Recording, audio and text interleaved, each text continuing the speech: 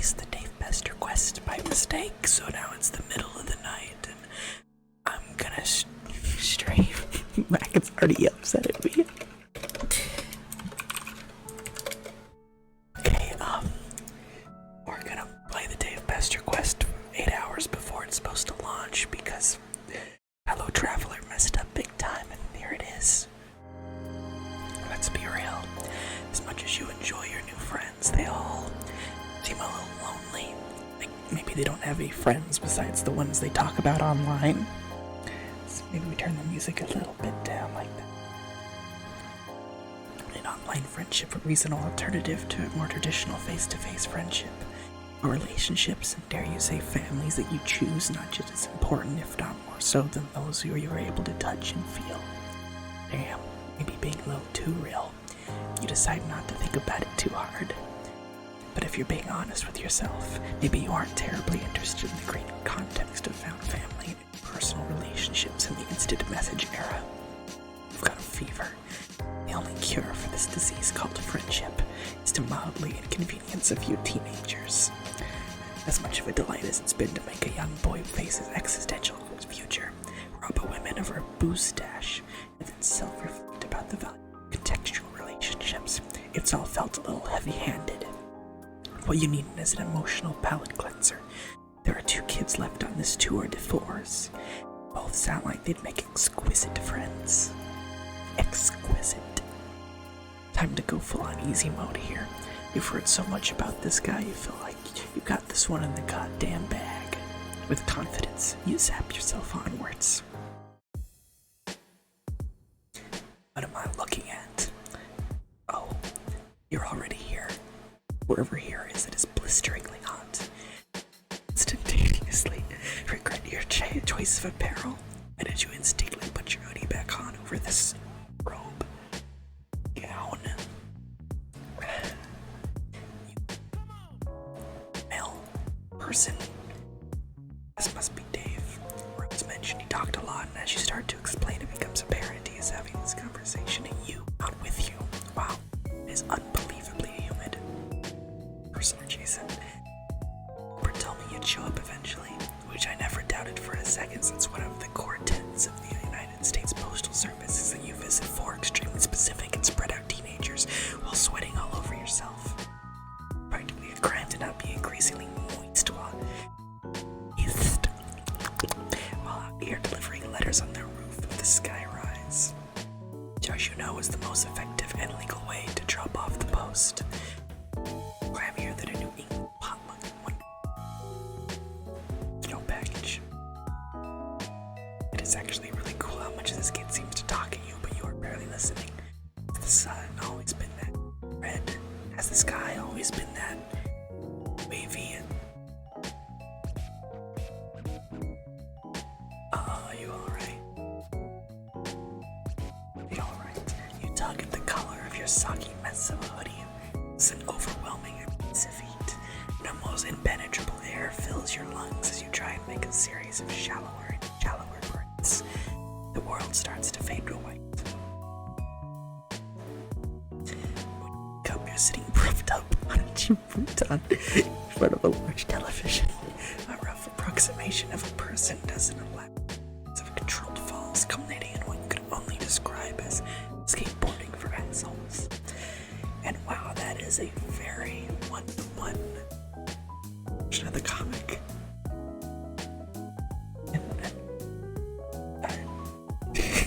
From Skater.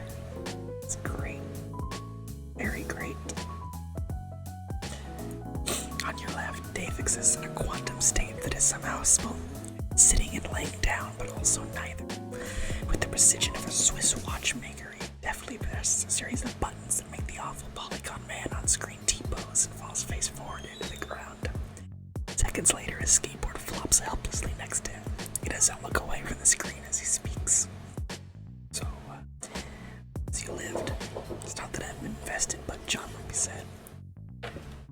Classic John. You try and emulate this incredible casual body language, you just slide your body towards the futon. Your legs already barely reach the ground. Yeah, that guy's a dork, but I taught him everything he knows. You ask him if you taught him how to be a dork. You've effectively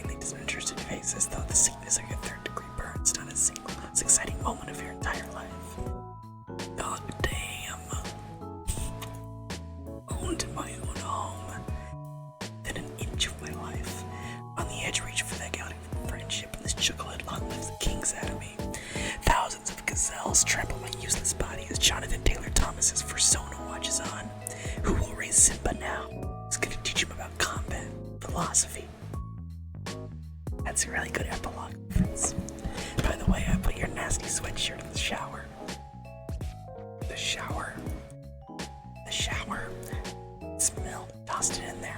Ran the. You can thank me later. Won't someone need that? You don't want to put anyone out. You've already taken up so much of their hospitality. So you don't think that's how you're supposed to wash clothes? Nah, my bro's been out for a while. Sometimes. Probably puppet related. The laundry minefield by opting for the nuclear option. I guess that makes sense. There are a lot of puppets around, which strike you that it's extremely normal and reasonable and not even a little whack.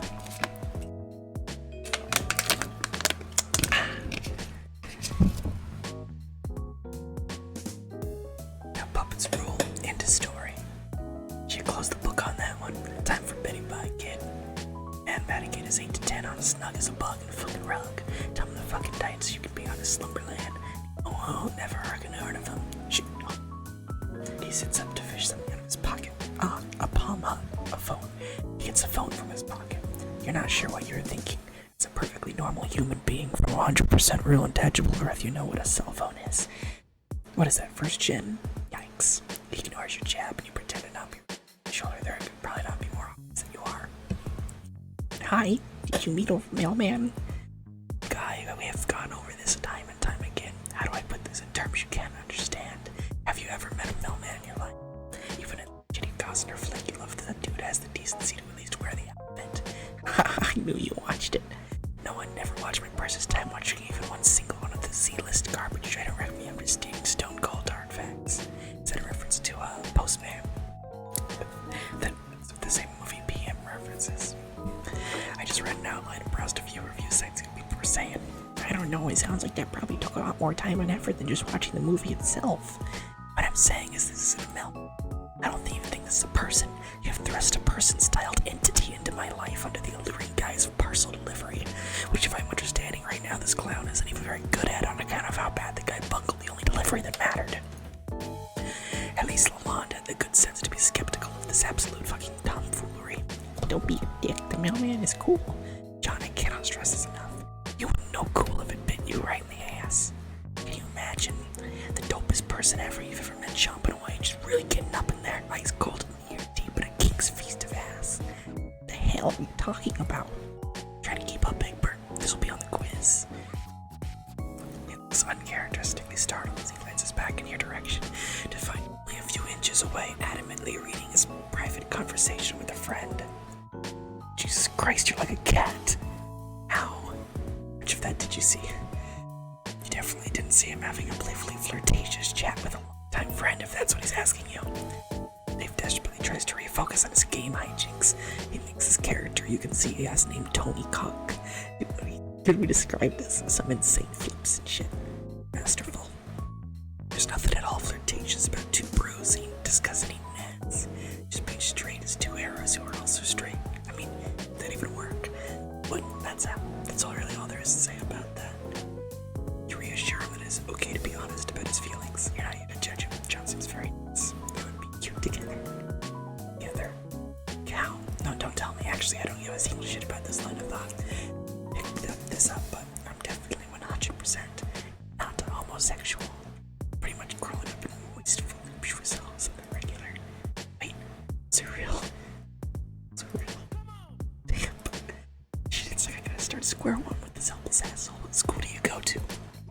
The utter astonishment you feel shattering your voice. It's for a spin, but you managed to steal yourself. This isn't your first tough customer.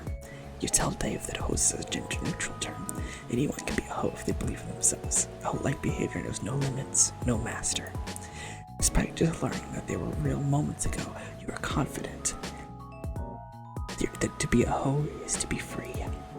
Oh, it's probably dope, I guess. It's not. It's not like I've never thought of it. I mean, for the ironic payoff, obviously, can you imagine the look on his face? Best bro going up to some dire news. I look up at him and his eyes red tears as I put a hand on his shoulder and say, John, not to alarm you, but I'm gay now. You're this dipshit wild finally won me over. That sucks. Speech has become even quicker than normal as he stands and paces frantically around the apartment, completely abandoning his poor Tony. This is purely hypothetical. If I liked anyone, which I don't on account of being too fucking smooth to tie myself down, probably be another of one of my friends. You don't know her. She's not from around here. So that basically means I can't have a thing for John. Look at that, Dave. Case closed. By unanimous decision, the jury finds in favor of the defendant, me. It seems to you like he's got a lot to think about. Maybe this is a little heavy for the first meeting.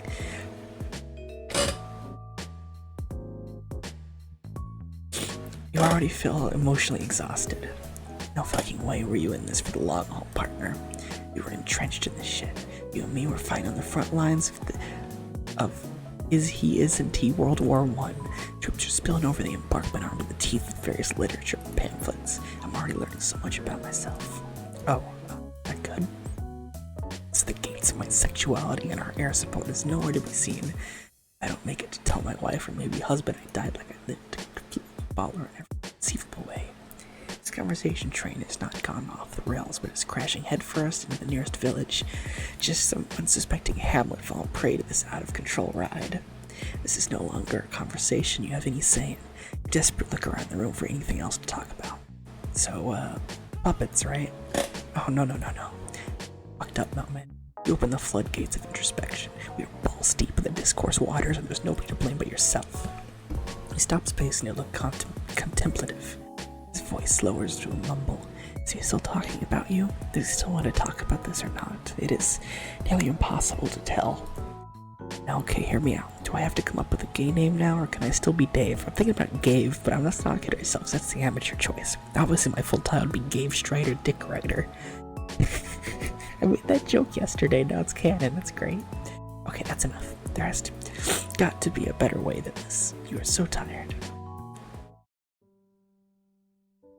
That was the instant loss route, wasn't it? The instant loss route was just like 15 solid minutes of monologuing. That is very Dave.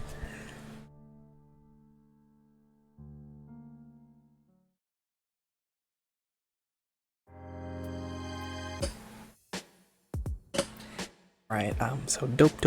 We're fine with putting the shirt in the shower.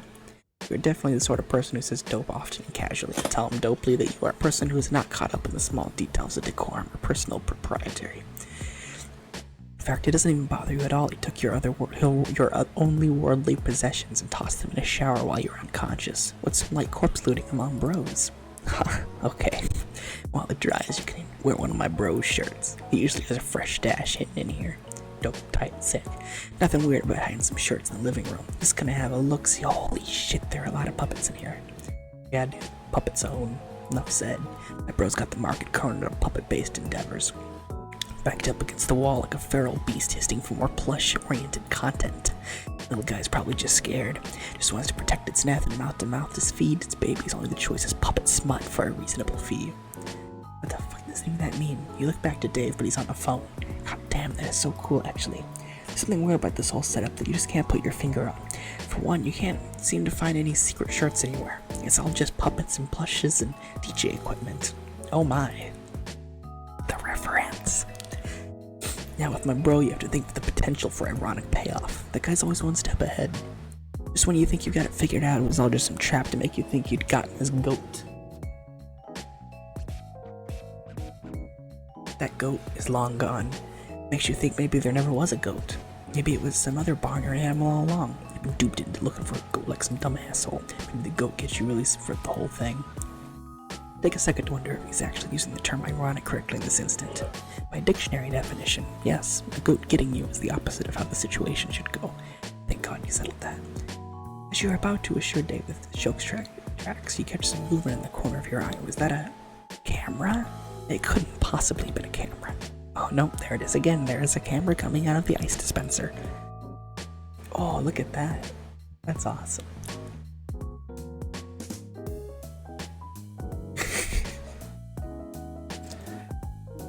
It whirs softly as you approach, its mechanical eye trained on you. How long has this thing been watching? Is this Dave's? You lean in to take a closer look, but your foot catches on something. You fall flat on your face. Dave seems too engrossed in the conversation he's having on his phone to pay much mind, but occasionally mumbling something out loud a few times before presumably typing it out. You search for whatever it was that made you beef it so royally. You know, beef it, like fall down. That is a real phrase that humans say. A small tripwire stands taut a few inches off the ground. You must not have disturbed it enough to set off whatever contraption it's attached to, apparently. Oh yeah, sometimes they're more of a psycho. You think, oh fuck me, I definitely beefed it, which is a phrase that is real. And you sit there waiting on the bated breath to be fucked deep in velvety marionette dick. It never comes. You go the rest of your day just waiting for the payoff from your dipshit mistake, and it never comes. You wake up in cold sweats for weeks yearning for a release that will never find you and hit you. You've been fucking bamboozled by the master yet again. There's no elaborate booby trap. No Rube Goldberg device set to enact a series of complicated shenanigans, ultimately resulting in being buried alive in Kermit the Frog's plush amphibious dog. Beautiful, really. Damn, bro, you live like this? I mean, yeah, I guess. Keeps me on my toes.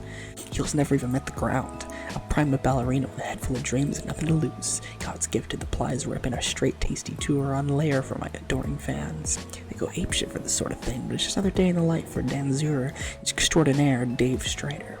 Having fallen for a trap like that since I was a baby. Trained. Real rookie mistake. Mailman looking tired, maybe. Drained. Oh my god, is he mumble rapping at you? This is the greatest day of your life. Got more plush ass than a puppet lost and found. King Strider drops the illest fires cause heavy is the crown. Rhyming puppet with puppet, call that puppet rhymes. Killing all the ventriloquists, puppet on puppet crimes. He goes on like this for some time with what he could be described as bars of a similar caliber. The narrative focus shifts to your inner thoughts out of necessity because it turns out writing raps is really hard. He isn't exactly great, but you're not really a rap expert despite what your social media opinions might imply. Unless you count Hatched to Dance, which of course you do. Why wouldn't you? Wait, what does that mean? Why did you think that? The whole scenario feels a little weird and familiar to you. All these kids feel familiar to you.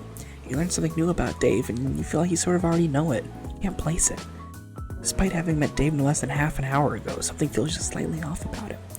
Something about his actions feels so performative in nature, like he's pantomiming in front of an audience. As Dave continues to rap, you remember that you are in front of an audience.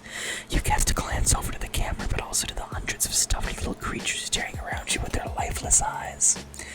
Amidst your revelation, check back in on Dave, because I'm getting paid to write this, so I should probably make with the fucking jokes already. Master of my tool, I'm the ace hardware. Got my hose, then a gardener yard care. Nice. The chaotic and surreal energy of the scene sends a shock of nervous energy down your spine. You feel alarmingly nude without the comfort and familiar warmth of your sweater. There is something about it that grounded you. Something that felt like home. Dave concludes his masterpiece with an elaborate series of yeah and ohs, just as you see the camera turn away from him ever so slightly to focus on something else before retreating back into the ice dispenser. It almost makes it look a little bashful. It's kind of adorable, actually. Despite the fanfic you've written in your head about a cool kid and his new best robot friend, the reality of the situation sets in. You have yet to make friends with this character, and it all has felt kind of surreal and weird to you. Maybe it's time to step back and hard reset this continuity to try again. What does that mean? Feels like I'm missing an important part of the puzzle here. Oh yeah, did he read or hear that? How does that work exactly? Sometimes you just narrate what you're thinking. Kind of a baller move. Has nobody called you out on this before now? You put your hand on the counter to stabilize yourself and your fingers brush up against something clandestinely polo. Just barely poking out from beneath the pile of discount plushies nobody is a neatly retail folded shirt. I'll wear the shirt. Obviously you're gonna put the shirt on. You don't want to be the only one not wearing a cool shirt. It's in privacy. I'm not sure where one layer of you ends and the other begins. Doubt the audience cares. What? Oh, it's being a camera like that is kind of whack, you say, so pointedly your sprite even shows up on screen for a second. Yeah, that's right, we went all out for this one. Look at that art. You're wondering if there was a place here that wasn't under constant surveillance, like how does this kid take a shit in peace? Never once thinking it. Dope line of questioning that I'm sure the public at large is eager to know the answer to. My room isn't wired up, no. To get you fired up though, menageries multiplying with maybe not the second. Alright, damn. accompany Dave down the hallway to his room. You can hear the shower on as you pass the bathroom, and you begin to see your hoodie and a nice gown on the tile being uselessly wetted by a low-pressure stream. You're welcome, by the way. Oops. Dave motions you to go in first, giving you the privacy you need to change an extremely starched polo shirt and nothing else. Its color will not go down. This is absolutely what someone in 2009 would think is fresh as hell. You look around for a bit. There are so many things in here. This would be a 13-year-old's wet dream, but to you it just seems a little much. It feels like this is a bunch of things someone thinks they should like. Like the fan art. Like they let the fan art reflect put on the shirt at this point. There isn't a mirror in here, but you can tell this is someone there's idea of a look. The door opens and Dave is standing there, but not walking in. He's leaned up against the door frame and sipping a juice. Where'd he get a juice? What? Hallway juice, my guy. Juice. What, you don't keep foodstuffs around your house? What do you do when you're hungry? No, that's not it. And you usually just keep it in the fridge or whatever. Too obvious. Somebody else, useless clown. You assure Dave that you've met many clowns in your day, and only some of them were useless. Name. You can't. Did you say that? Clowns are awful. Never useless. Because he's got you there, you know. The overwhelmingly plush decor of the rest of the house, there is a distinct lack of puppets in here. That's one thing. Not that they aren't deliriously sick. Just a whole hospital ward full of the illest children you've ever seen. Each one more up to pup than the last. Up to pup, like puppets. I'm gonna be honest, it doesn't really seem like his heart's in it.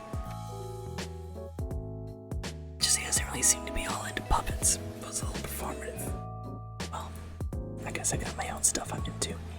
If I were to rank it 1 to 10, I'd say puppets are probably a solid 7. Got this kid on the ropes, just one more push.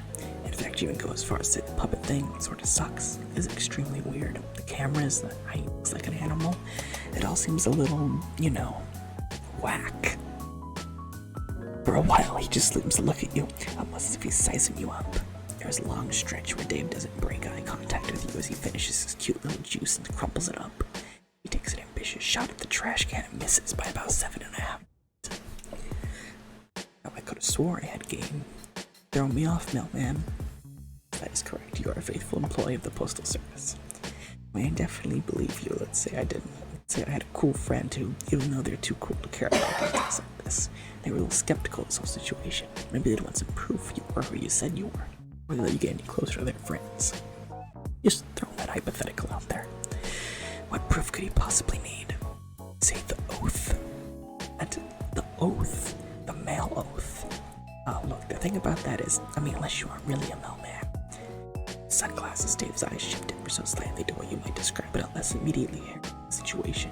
The moderately priced looking wall katana mounting the wall. You realize that maybe now it isn't the best time to come clean about your impeccable ruse. Can't believe you have managed to put yourself in mortal peril yet again. You wordlessly chuckle and shake your head. Oh, the situations you get yourself into. Dave, not privy to your private thoughts for once, looks on. Why, of course you can recite the mailman oath, you say with a confidence that is as misplaced as it is unfounded. You perk up. Now it is your time to shine. Maybe it's the popped collar, but you are feeling good about this one. You got this. You have lied to tons of kids. One more and it'll be smooth sailing from here on out. You open your mouth and there is a brief moment where everything feels like it's going to be okay. You immediately start sobbing and crumple in a disgusting mess on the floor. Fuck, wow, okay, Jesus Christ. I'm not a mailman. You don't even have a real mailman oath. You're a fraud. You don't even know how much stamps cost. Oh my god, Jesus Christ, just, okay, it's gonna be alright there. Dave squats down next to your deflated body and pats you a little awkwardly on what he assumes is your shoulder.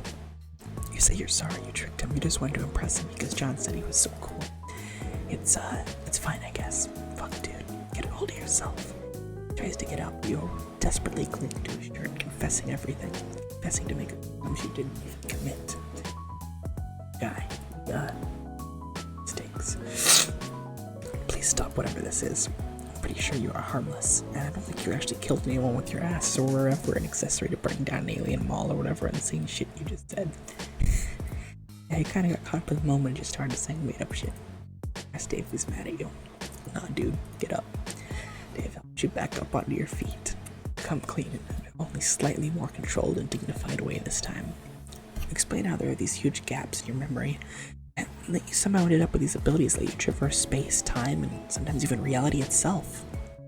Dave doesn't say much for a change, and it doesn't seem like he's listening at first, but you think maybe he just has one of those faces. Let me get this straight. One day you just appeared in a suburb, no memories except that you have some mysterious teleportation power. You dig through some unsuspecting chump's mail looking for clues, and there's some ridiculous universal happenstance. You just so happen to stumble upon the most gullible fucking dork in the universe. Befriend him. So I'm there via text. Airport gives you a list of friends to visit. You have all the choices available to you, myself included. You go see Rose first. Rose fucking Lalonde. Even though we built up such a good rapport when I told John you weren't a real milkman. Called it, by the way. Your first real instinct is to visit the most heavy-handed of all for some late kinship. Power move, I guess. Mailman out here wave dashing for friendship. Can't even spare a neutral A for Ulstrider, huh? Won't even back into the corner and spam your ranged attack from D-Man. Tragedy in 2 acts. Both acts are titled Betrayal. You definitely understand what is being said and absolutely don't have to ask your friends what some cool video game words are. You're 100% not pulling the bullets. How do you do, fellow kids the world has ever seen? We finally got a Buscemi reference in canon. Besides, is that really the thing to be focusing on right now? You fucking would be, Melman, of course it is. Nothing is more important to me than this. They say that the most humans only use 10% of their brain. That's because I'm using 90% of it to think how dare you. So anyway, you can really go anywhere. See anybody you want. Sounds nice. Or all but a moment the act drops and you see the corners of his mouth tighten a little. Fading afternoon light filters through his sunglasses at just enough of an angle to see his eyes shift ever so slightly towards the window. Subtle movements would surely be lost on most. If you weren't so focused on trying to read him, or even just slightly further away, you may have missed it yourself. There was almost a loneliness in his voice. It must have been hard to live here by yourself, so far away from the people who care about you. It's possible that you've been so focused on trying to blindly make friends that you've forgotten that in front of you is a real living person. You can't help but wonder if there's something you can do. You said you could take people with you, right? Like, if you could teleport John around, would that work with anybody? I'm gonna take him to meet Jade. This is it.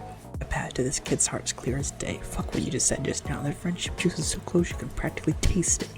You try not to look excited, but affecting Dave's cool persona as you say, fuck yeah. You could take people with you. You scope out your fingernails because for some reason this is what you do when you're acting cool. This works to the full extent it can be coming from someone who is not but 7 minutes and 32 seconds later earlier was rolling around on the floor damp with their own tears. Did he have some place in mind? Yeah, I mean, got some ideas I could bounce off you, I guess. How do you feel about... Shh, with a swift finger to his mouth, you cut him off. He doesn't seem to like that very much, but he still considered a successful maneuver. There's no need for words between friends. You know just where he wants to go. Just think really hard about it. Think about where you want to be, Dave. Think about what is important to you. Think about what you really want. It'll be more magical this way. Friendship is magic, after all. You just made that up right now. Don't look it up. Damn, guess that's true. He closes his eyes and you put a hand on his shoulder. This is it. Putting your trust in the magic of friendship, you focus this power eternally as much as you are able. Flashes of distant but somehow familiar imagery course through you. The quiet stillness of the suburbs, the smell of the forest, the heat of an apartment rooftop, the ocean breeze. You extended outwards as much as you were able. This is his rodeo. You are merely the... vehicle? The fuck are we? Is that Hussy? That E-boy Hussy?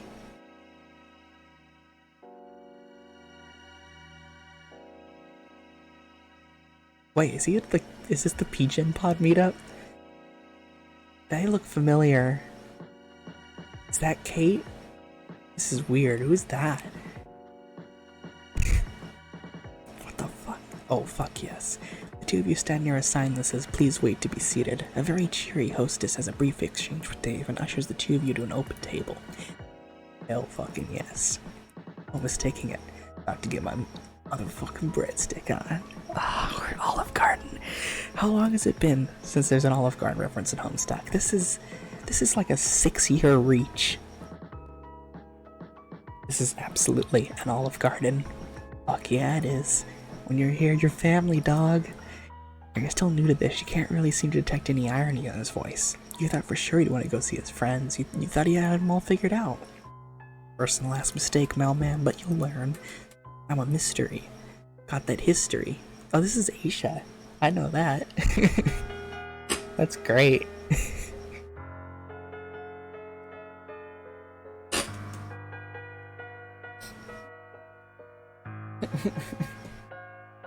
Yeah, I think this is, it's hard for you guys to tell because it's corrupted. It's not on my screen, but this is E-Boy Hussy.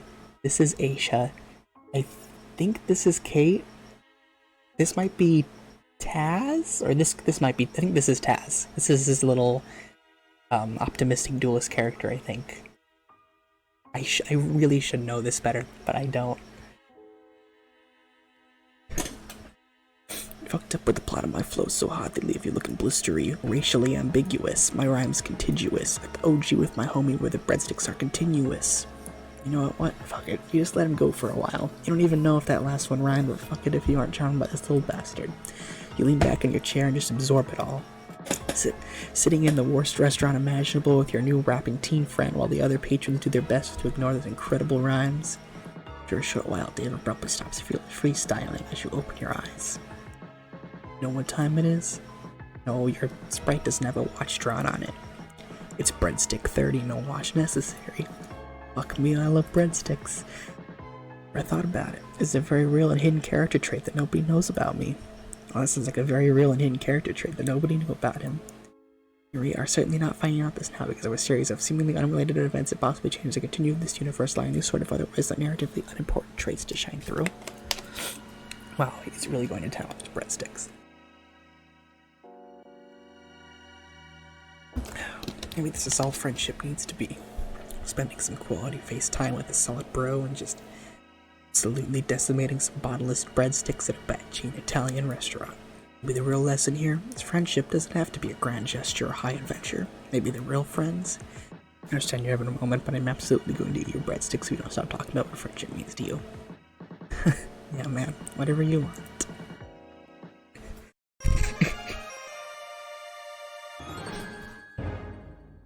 Beautiful. Really beautiful. Alright, one more. We have to see his bad ending now.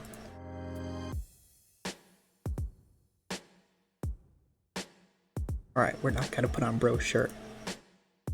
Oh, the little camera is actually animated. That's a nice touch. Actually, you think you're fine as is. No reason to shake it up with another outfit. We'll have to eventually pay someone to draw. Let's take a second. Reel it in for a little bit. What the fuck is going on here? Isn't this, like, really messed up? No, what's messed up is how you deny my hospitality like this. I offer you someone else's property that you have to find hidden among countless lifeless puppet corpses. And this is the thanks I get? Real cold, no, man. Damn, maybe I'll wear the shirt to protect me from this chill. Ah, enough. Okay, why isn't he in school? It's the middle of April. Spring break, bro. Sad as I only subscribe to the School of Hard Knocks. Also several YouTube channels, periodicals. So, a sweet deal over here, actually. You know he isn't really like this. You know he doesn't like living like this. Damn, that's true. One of my, apparently we got the foremost expert Dave Lore here. PhD in Strider Dynamics. It's the first day of school and I'm here in class eager to learn. Got my pencil out, my freshest fit on. Got my dope new trapper keeper with the Lisa Frank dolphins on it. Looking in there smiling like assholes. One blue, one pink, so we know it's not gay. Poor bastards don't even know they're a cartoon. Saddest story I ever heard. Aww. The little camera switches its focus from Dave back to you, gouging your reaction. Ignoring it, you assert that you aren't trying to say you know him, just that the what? Okay, you've clearly struck some sort of nerve here, but we're good. Tell me more about my situation. Well, you seem to have spent time with Rose, haven't you? Got me all f***ed out. Don't worry if you gotta look at the Wikipedia article for abandonment issues or whatever, I can wait. Despite how flat his voice is coming out, his body language has made a telltale shift. He's standing leaned up against the back of the futon. His hands are in his pockets. It would have been almost seem like he was sulking if you weren't so convinced he wanted to kick your ass. At the edge of your vision, you sense some mule movement. You didn't catch it exactly, but you're convinced it was there. Go for it, and then there's nothing to be seen. There's another hidden camera. There is something unsettling about being watched this whole time. There it is again. Every now and then your eyes catch the faintest presence of something moving just out of sight. The whole place feels like it's faintly shifting around. Amid scanning the room, a particular fucked up looking puppet catches your attention. These little shits are everywhere, but this is awful. Little man's stare stops your heart for just a moment. Its cold eyes pierce you. Its plastered smile judges you. Is that a Comcast set? No. The screen's nothing for you guys. It's wow. Look at it as briefly as possible, if for no other reason than to note how unsettling it is before looking back to Dave. You... What the fuck? What? Oh, that's just Kel. Kel's the realist. Certainly seems real to you. You could have sworn he just moved around on his own. Yeah, man, he does that. Don't think back too hard. See, this is what you mean. Not that deep.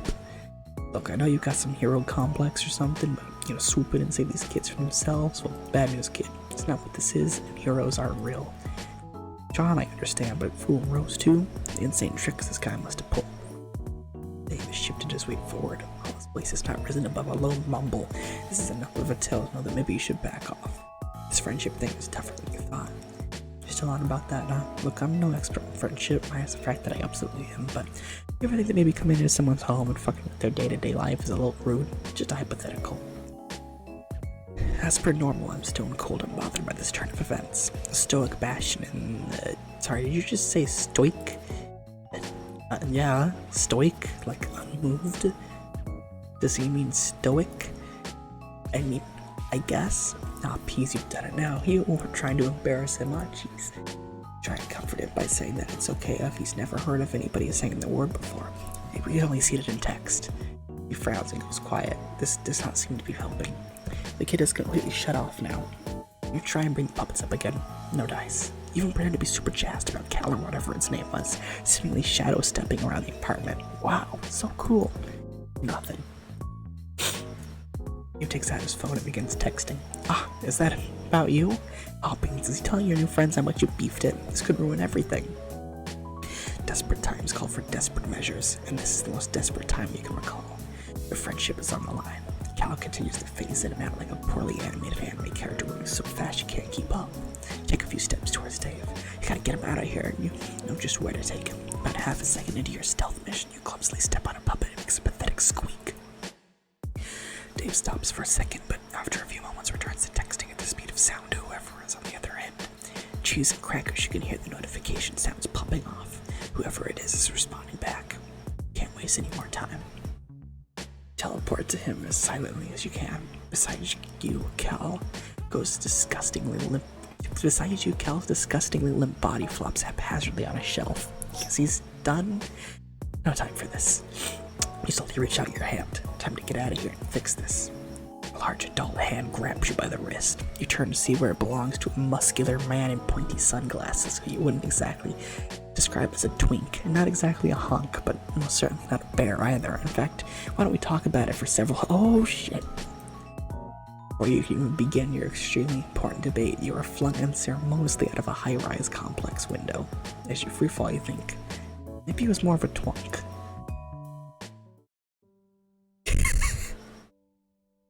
It's beautiful. Really beautiful. Bread gotten. You and Dave sampled ambrosia. Was Dave's route as written by James Roach, art by Gina Chacon, background artist by Courtney Brendel, ending illustrations by Zamag. Oh, sorry, that background was Zamag. Music was by James Roach. It was Dave's theme. I'll probably just name this one something normal. Oh no, oh wait, oh jeez, oh beams. And Dave's other theme, 24/7 lo-fi anime beats to question your sexuality too. Game design and programming by Mint Jpeg. And excuse me. Here.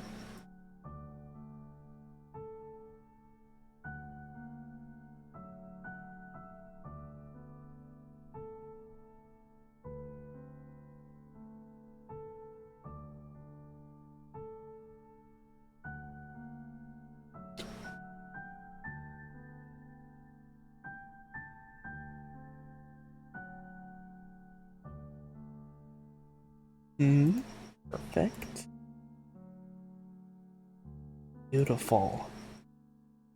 Thank you for watching the Dave Pesterquest leaked early 8 hours illegal stream ASMR Jpegified